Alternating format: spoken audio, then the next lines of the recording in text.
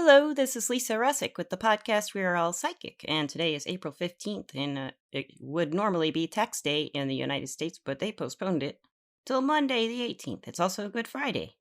That has nothing to do with the topic of the podcast. I just wanted to let you know when it was recorded, and that's right now on the 15th. So, of April 2022, 222. So I am going to ask myself, do I think we're all psychic? Psychic? Yes, I do. I do. So, first of all, this podcast is about magic and it's about candle magic. I started learning about candle magic when I worked at a metaphysical shop, and I carried on the studies myself. And I learned some from a lot of other people, and I learned some tricks from watching videos and reading and inquiring with other people, like, what do you do? How do you do it? What is up? Does it work? Well, what is the deal here? What is this candle magic stuff? Candle magic is basically making an intention with the element fire, and you use the element fire to transform things if you think about it.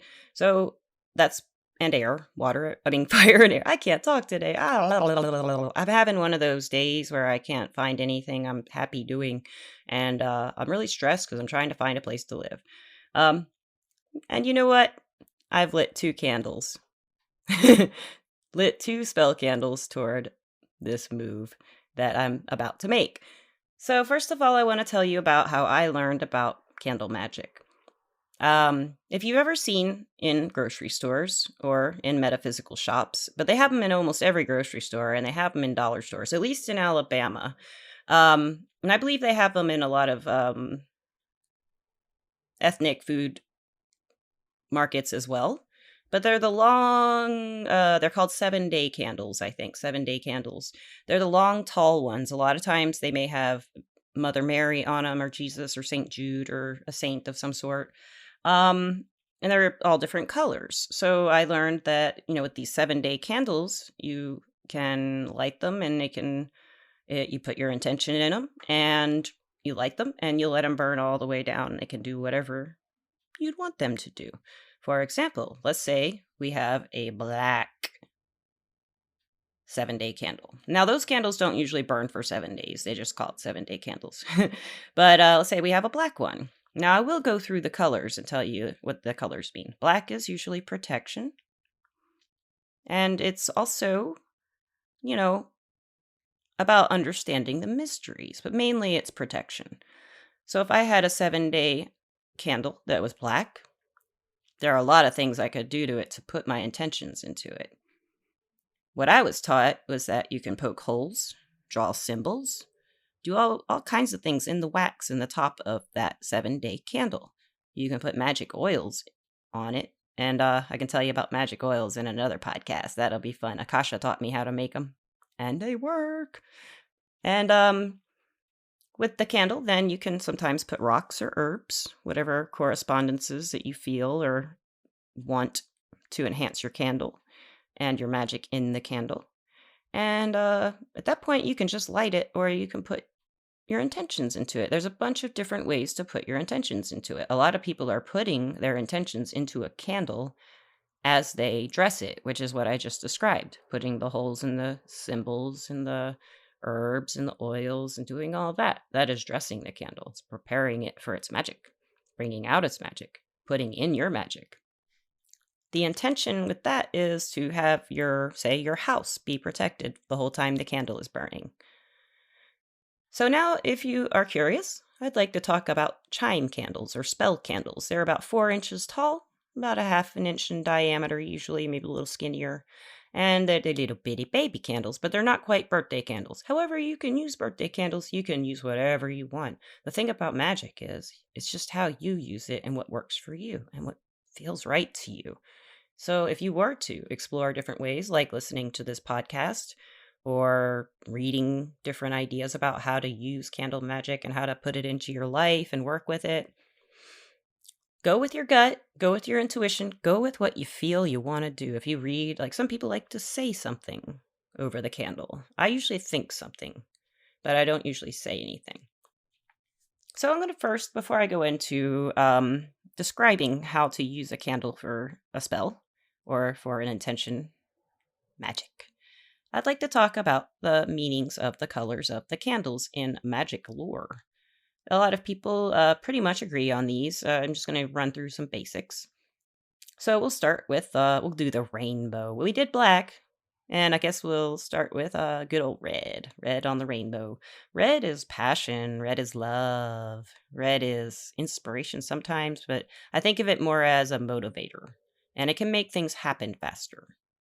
And then after red, going down the rainbow, we got orange. Orange to me has always been a creativity candle, but it's also used for something called road opening spells.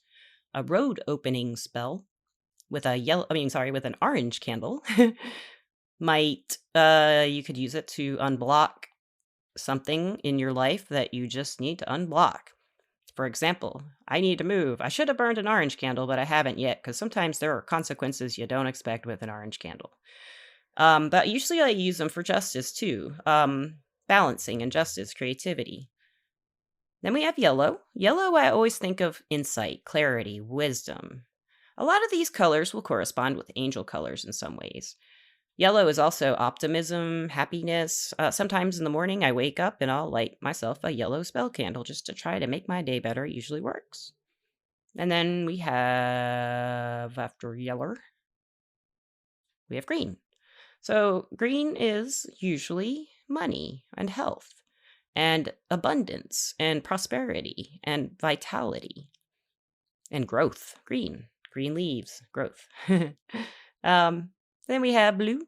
Blue is a good one. I like blue. A lot of magic users think blue is healing, and I do agree with that. It can be very healing. It's also bravery, and it's also like it can indicate some sadness, but I think that's why some witches and stuff they prefer the healing for blue, so it heals the soothing, the emotions. I find blue to be that, and I also find it to really invigorate anything I believe in and what I'm working on, and it gets it like raw, a little bit steady, I guess. I don't know why I went raw. I was trying to find a word. After blue, we have purple. Purple is the psychic color. It's freedom, psychic, intuition, third eye. So all these candles can correspond to your chakras. The red candle, love, passion, root chakra. Orange, creativity, road opening. That's your sacral chakra in your belly. And then we have yellow candle, inspiration, not creativity. Clarity, insight, happiness. That's your solar plexus, your willpower. The green candle, growth, vitality, money.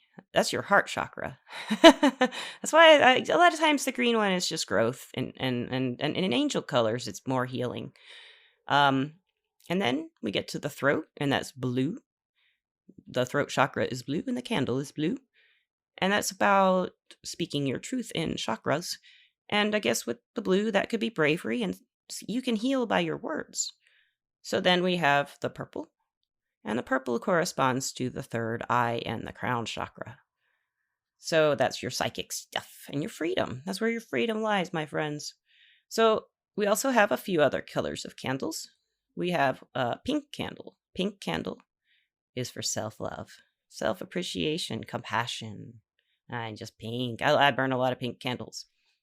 And then there's white. You have a white candle. Well, what can you do with a white candle? You can do anything with a white candle. A white candle is usually a replacement candle or a substitution candle if you don't have the other candle color.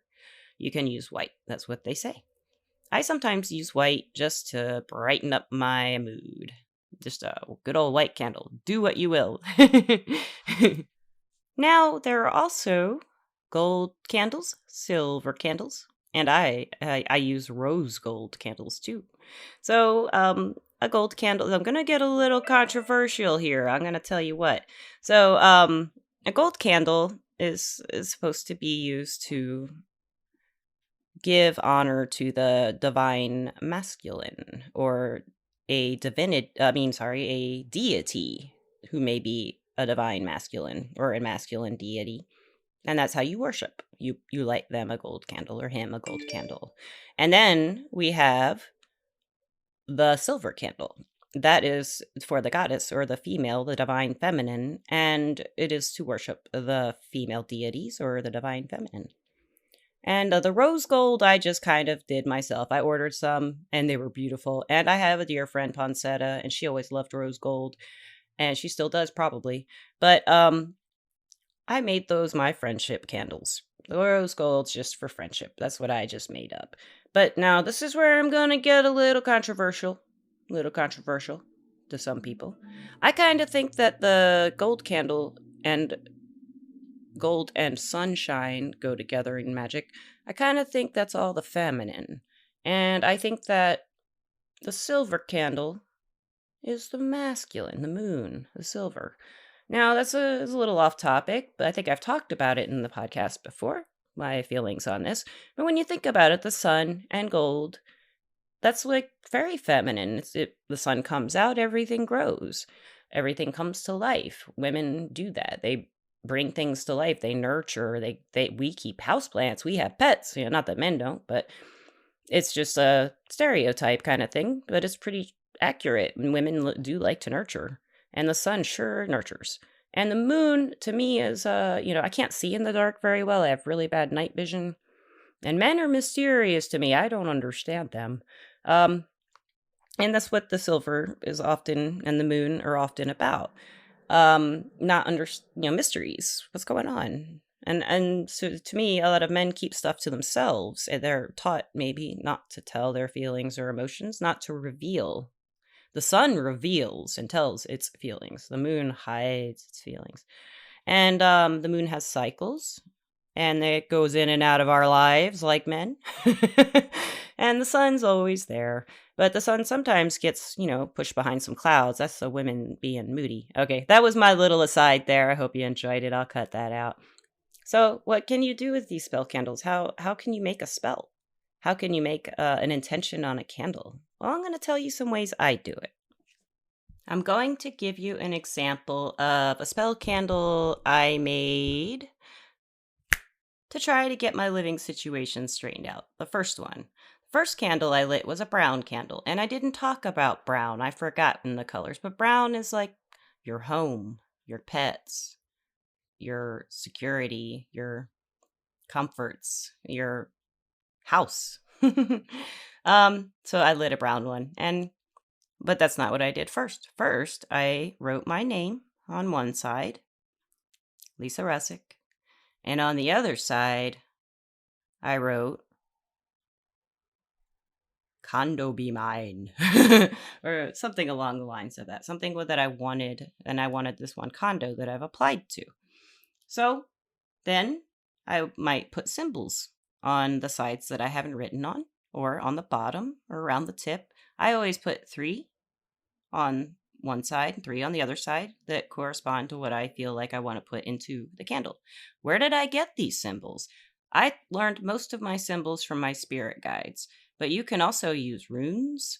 You can use other magic symbols. You can use anything that you find that works, that you believe in, as a symbol, if you want to use them. So that's what I do, and I always put something on the bottom. And then a lot of times I'll take magic oils. The magic oil, like for the brown one, I think I put Mad Luck is the name of the oil I use, the lucky oil, because I need some luck to get in there. And then the next thing I do is I will sage the candle sometimes with either white sage and or Palo Santo. And next, this is where I put my intention in. So I will usually stand, and I usually will stand in my usual yoga pose, and that is like with your heels lined up to your hips, lined up to your shoulders, your knees a little loose, and your head straight. And you just what I do is I put the candle in my hands and I hold it directly in front of my solar plexus. And then I just start visualizing. So in this case, with the condo, I visualize living there. I visualize my furniture there. I visualize the process going smoothly. And then I'm also feeling, I generate this, I feel this energy come up from below through my feet, all the way up through me and out the top of my head. And then as I start to really connect with the candle and my intention, I feel an energy come out of my solar plexus and into the candle. I feel like that's when my intention is put into the candle. So with this brown candle, that's what I did. And when I felt it, now usually when I'm doing it, I don't say anything. Some people like to say words, but I will think them. Usually when I get into that really good space where the solar plexus energy starts going into the candle and I can feel it, I just hear the words in my head. I'm not thinking them, they just come to me as this candle burns. And I don't really think too many thoughts after that, except more visualization. Then when I just feel like it's done being intentionalized, then I'll put it in a candle holder and burn it down all the way. It's really fun. So I haven't heard about the condo yet. So today I lit a purple candle. Now the reason I used purple was for freedom. Because I was a freedom from this place. And I did the same kind of routine that I did with the brown candle, just different intentions. I wrote freedom from the situation and my name on the other side. Now, in the candle's burning, there's a lot you can do to divinate with the candle. This is my favorite part. So, a candle burning nice, steady, straight, no drips, no nothing, burns all the way down. Probably a good sign the candle's going to work. And then, if the candle flickers, that's saying there's a lot of energy, especially as a high flicker. It's putting a lot of like your energy is really going working on it, or the spirits are the candle magic, whatever does it, it's working harder and harder. If the candle flame is really high, it's like burning away some really stuff in your way maybe. If it pops and sizzles, that can mean a couple different things. It can mean the spirits and the ancestors are helping, or it can mean there's interference from an outside source. If your candle goes out in the middle and you didn't do anything, it just goes out, that's usually the magic saying, nah, you're not doing it right, or we don't think this is a good idea, or no. And let's see what else is there. There's popping, there's the wax. Oh yes, you can scry the candle wax if it offers you wax. So when I look at a candle burning, I think I've mentioned this on the podcast before with divination. I think of the right as the past, and the left as the future, and the middle as the right now. So if I'm watching a candle burn, if the wax goes down the right, the problems are behind. And if the candle drips to the front, there's going to be some obstacles. If the candle drips facing me, then I'm the obstacle. Something about me. If the candle drips opposite me, then I think that's external forces right now causing problems. But they can also be help. So you really want to look at the wax. And if you can scry, which is gazing at the formations of the hardened wax and loosening up your mind and just gazing at it and seeing like you do with clouds. What do you see in there? Do you see a dragon? Do you see a cat? Do you see a condo? If you see a condo, let me know. And you can let your imagination just go with the scrying, and this is an offering from the candle to give you more information. But when the candle goes out, if you happen to catch it, if you have some white smoke, it usually means wish granted. If you have some black smoke, probably not wish granted. And this is the thing is, I light candles all the time. I think I would say about 70% of the time they work. But I do not do spells on other people, or if they ask me to, like I will for self-love or healing or something like that. But I would never do like a love spell because, like, what's the point? Like, he doesn't really love you. It's just a magic. It's like, that's not how I would want to fall in love or have someone love me just because I intended them to. I want them to love me for who I am. And I think that's a lot of the, that goes into more like ethics of how to use your energy. But that's not what this podcast is about. It's about candle magic, right? Yeah. And in conclusion, I want to thank my sponsor, Everclear. Everclear is an advice app where you get advice from psychics and empaths so you can get the clarity you need to create the life you deserve. And I am an advisor on Everclear. My name is Lisa P on there, Leesap. And one last candle magic tip.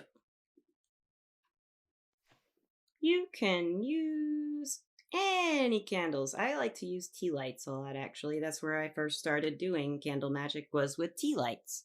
So tea lights can be really fantastic too. So, and hey, if you can make candles, I make candles too, but that's a really good fun thing to do, to put some magic in your candles when you're making them. It makes you feel like they're a little stronger, kind of.